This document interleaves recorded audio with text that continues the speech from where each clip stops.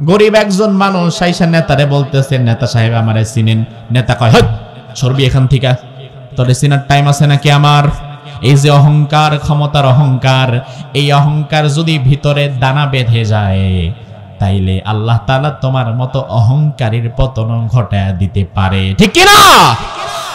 17 বছরের জালিমকে যদি আল্লাহ তাআলা তাদের অহংকারের কিছু কথার কারণে পতন ঘটায় দিতে পারে, তোমরা যারা আগামীতে ক্ষমতায় যাওয়ার স্বপ্ন দেখছো, অহংকার ভেতর থেকে ঝেড়ে ফেলো, মানুষকে বুকের সাথে বুকে টেনে নাও, অহংকারী হয়ো না।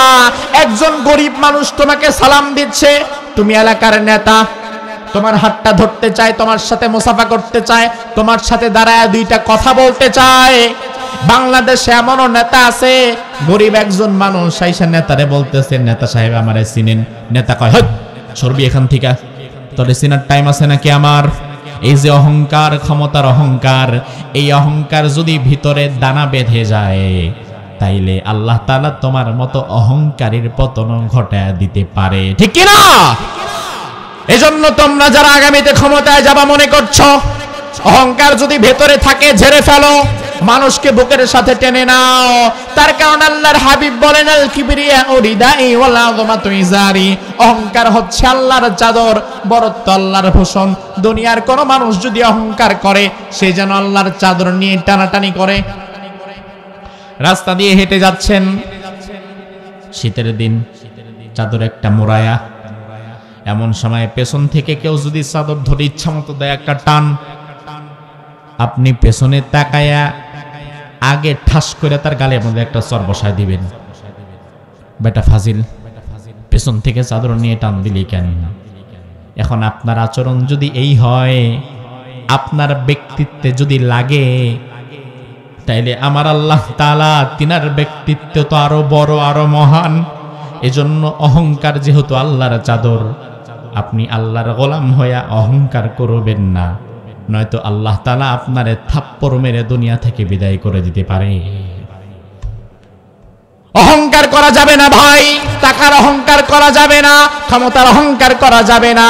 কারণ ক্ষমতার চেয়ারে যিনি আপনারে বসাতে পারেন তিনি কে? আরো জোরে কোন। আবার নামাতে পারেন কে? সম্মান দেওয়ার মালিক কে? আবার অসম্মান করার ক্ষমতাও আল্লাহর আছে না নাই? কোরআনে কারিমে এই কথাগুলো আছে না নাই?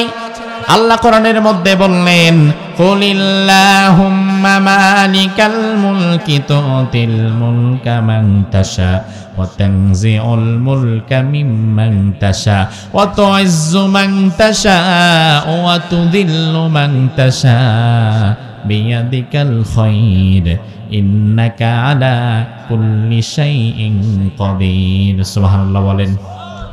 আল্লাহ রাব্বুল আলামিন বললেন, বান্দা শুনে নাও, আমি আল্লাহ রাজাধিরাজ, সকল ক্ষমতার মালিক। আমি আল্লাহ যারে চাই তারে ক্ষমতা দেই, আবার আমি আল্লাহ যারে চাই তারে ক্ষমতা থেকে নামায়া দেই। আমি আল্লাহ যারে চাই তারে ইজ্জত দেই, আবার আমি আল্লাহ যারে চাই তাকে বেইজ্জতি করে দেই। এই সব ক্ষমতা কার কাছে? এজন্য সে আল্লাহ রাব্বুল আলামিন বলছে, বান্দা অহংকার করা যাবে না। অহংকার করবেন তো মরবেন, অহংকারের পতন হবেই হবে, অচিরেই হবে। আমার ভাই মনে থাকলে জবাব দেন, আজ জাতির লোকদের ধ্বংস করার পেছনে অপরাধ ছিল মোট কয়টা?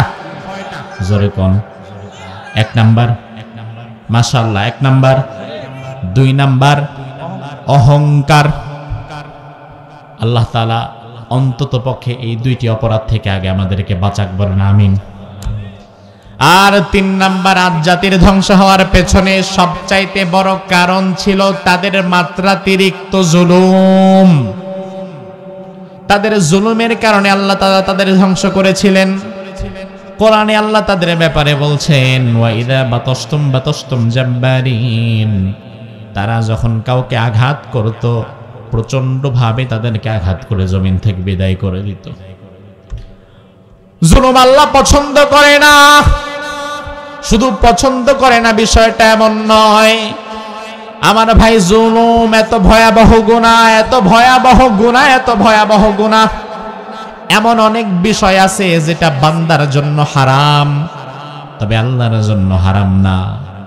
হালাল হারাম, জায়েজ না জায়েজ, এগুলো আমাদের জন্য, আল্লাহর জন্য হালাল হারাম জায়েজ না জায়েজের কোনো বিষয় নাই।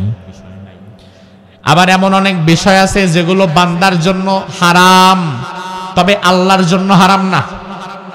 যেমন অহংকার করা আমাদের জন্য জায়েজ না নাজায়েজ, হালাল না হারাম, তবে অহংকার করা আমার আল্লাহর জন্য কিন্তু হারাম না। এজন্য আল্লাহর একটা সিফাতি নাম, একটা গুণবাচক নাম হচ্ছে অহংকারী। অহংকারীর আরবি হচ্ছে মুতাকাব্বির। মুতাকাব্বির মানে অহংকারী। কোরআনে আল্লাহ বললেন, হুয়াল্লাহুল্লাযী লা ইলাহা ইল্লাহু আল মালিকুল কুদ্দুসুস সালামুল মুমিনুল মুহাইমিনুল আজিজুল জব্বারুল মুতাকাব্বির। এই যে মুতাকাব্বির, মুতাকাব্বির শব্দটার অর্থই হচ্ছে অহংকারী।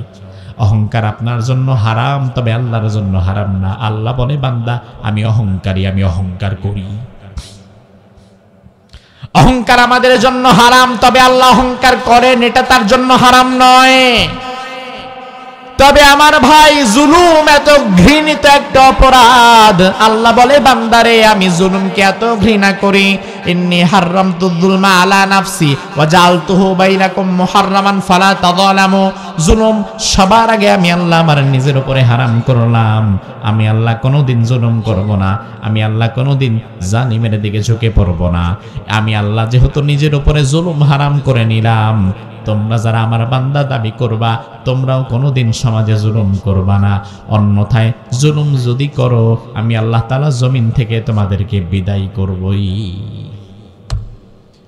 যত বড় নেতা, যত বড় ক্ষমতাসীন দল, যত বড় যাই হয়ে যাক না কেন, তারা যদি জালিম হয়, আল্লাহর কথায় বিশ্বাস রাখবেন, অবশ্যই অবশ্যই তাদের ধ্বংস হবেই হবে।